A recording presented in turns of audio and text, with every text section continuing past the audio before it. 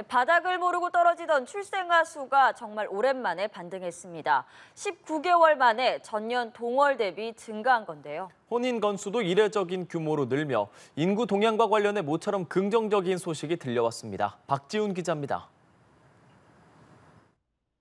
지난 4월 출생아 수는 19,049명. 1년 전보다 2.8% 늘어났는데 출생아 수가 전년 동월 대비 증가한 건 지난 2022년 9월 이후 처음입니다. 증가폭 자체도 지난 2011년 이후 동월 기준 무려 13년 만에 최대였습니다.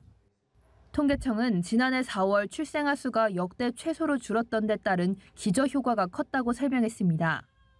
지난 2022년 8월부터 혼인 건수가 증가 추세인 점도 긍정적으로 작용했습니다. 보통 혼인은 2년 정도 지나 출생아 수에 영향을 주기 때문입니다. 지난 4월에는 결혼한 사람도 많았습니다. 혼인은 지난 4월 총 18,039건으로 전년 동월 대비 24.6% 급등했는데 통계 작성 이래 4월 기준 역대 최대 증가폭을 기록했습니다. 작년에 크게 줄었던 기저효과와 신고일 수가 하루 늘어난 영향도 있었지만 이를 감안해도 큰 폭으로 늘어난 겁니다. 통계청은 일부 지역에서 지급한 결혼 장려금 효과가 있었다고 설명했습니다.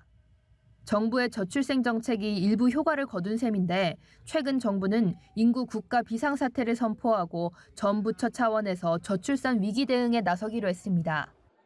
제가 저출산 추세 반전을 위한 특별 대책을 발표를 했습니다. 예를 들면은 우리 국토부에서는 주거 문제, 또 고용부 같은 경우에는 일과 전 양립의 문제.